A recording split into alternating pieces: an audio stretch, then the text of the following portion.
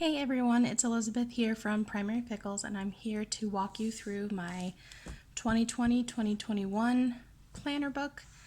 This is from One Stop Teacher Shop on Teachers Pay Teachers. I've been using her planners for the last 3 years now, and I've really liked them. Mostly because I can edit them, I can print the pages that I want and leave the ones I don't, and I can always add pages if I wanted to. Now, the last 2 years, I've gotten it bound at Office Depot, which was fine, but I found that I'm always wanting to add things to it. And I got this big one this year because I'm going to add all of our standards reference grading papers in it. This cover is one I made myself. She does give you that option. She has lots of really, really cute covers.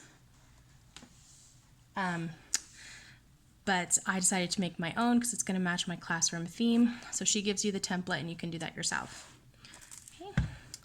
So I just printed the cover page again for the inside, and I laminated it so that I could use this busy day template for my daily tasks. I'm using a vis-a-vis marker on it just because dry erase smudges so easily. The wet erase doesn't dry completely, but it is much more durable than the dry erase. And then I also have in my busy week laminated with my class list on the back, so that way if my class list changes, I can always change the ABC order in here. And then she includes a lot of really great pages, kind of things you wouldn't think of but are handy to have, especially for like a subfolder, like student photos, student birthdays. These are just my meeting note pages. Field trip, like a field trip tracking form to see if they've paid, permission slip, and their contact number. A daily schedule, where are they? So if you have students who go to speech or OT or something, you can write that down here. Transportation, so how the student's name, how they get to school, and how they leave school. Student passwords. I printed out a few of these pages because we usually have a reading one and a math one. Again, this would be really handy for your substitute binder, just in case a kid pretends that they don't know their password. My cat's meowing in the background. Sorry about that. Parent contact information, just in case you need it, like at a meeting. Medical information. An IEP overview. Again, I have these all saved. Like you have them forever, so I can print out more of these if I need to. My fire drill roster. I printed out 2 of these because I want to have some for reading groups, some for math groups, because I feel like that's always when fire drills happen, is when you don't have your own class. So our procedures: fire drill, tornado drill, evacuation, lockdown, medical emergency, or other. Again, very handy for substitutes. And then I guess more photos. Calendar. So again, I personalized this, which is really a really nice thing because none of the covers were really quite what I wanted this year. They're all like beautiful and everything, but they weren't what I wanted. So these are just my calendar pages. You can do a 2-page or a 1-page,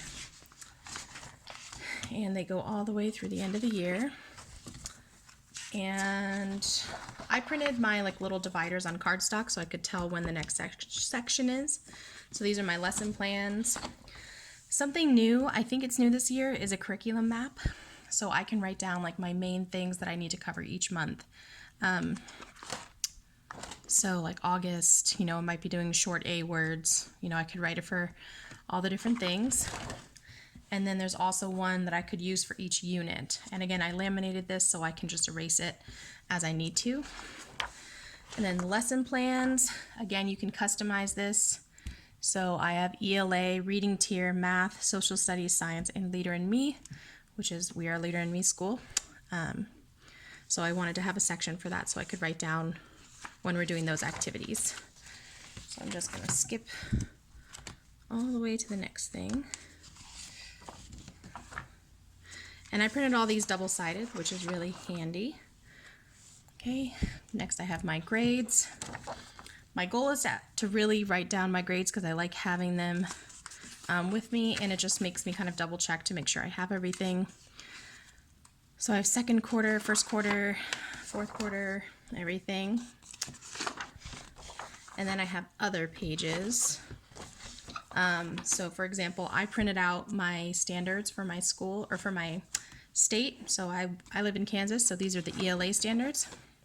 And I just went on the website and printed them out. This was such a lifesaver this year because I could really, I used it a lot like in PDs. I just whipped it out and said, oh, here's, if I'm looking for a text type and purpose standard, I can look here.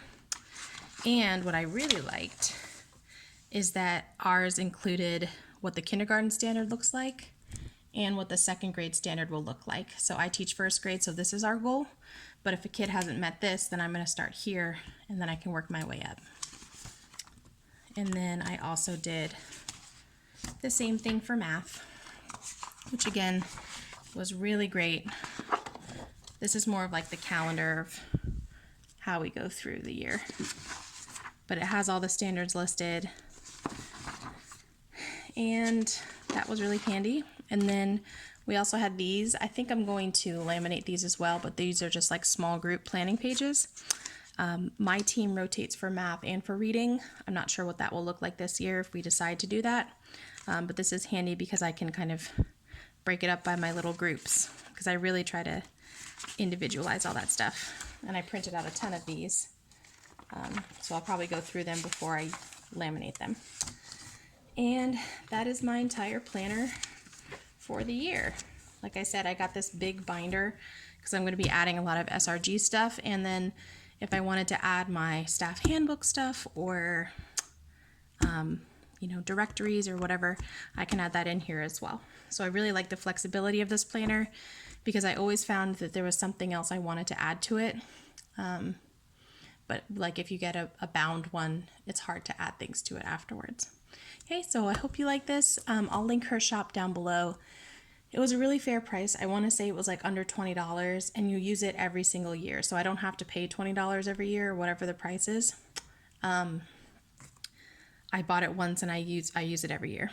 I got this printed at Office Depot, and I think the whole thing probably cost me $20 a year to print. And that's really only because I print a lot of things in color. So that's it. Hope you guys enjoyed it, and I'll talk to you soon. Bye.